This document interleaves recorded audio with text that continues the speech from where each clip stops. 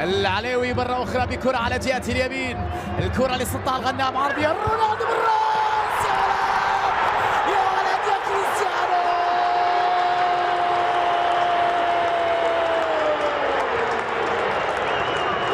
رونالدو يدرك الهدف الثاني في ليلتك يا كريستيانو. لا يمكن أن يهدأ، لا يمكن أن يهدأ، لا يمكن أن يشبع.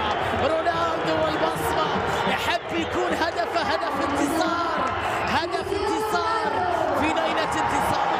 حلوة اللقطة العرضية وأجمل لقطة لكريستيانو رونالدو، هدف العادة، الهدف الثاني لمصلحة النصر، الهدف من جانب كريستيانو، العرضية روعة، رونالدو بالراس، يا سلام. قل لي بربك متى ستشبع يا كريستيانو؟ 38 سنة ولا زال يحطم الأرقام والشباك والمشككين. رونالدو كم هو محظوظ النصر انه مثل احد اعظم اللاعبين عبر التاريخ. الليله رونالدو يضع البصمه انه يحق في مباراه الليله، انه لا يكون هدف 2-0، لا، يحب انه نفوز بهدف رونالدو، انه فاز النصر بهدف كريستيانو يسجل.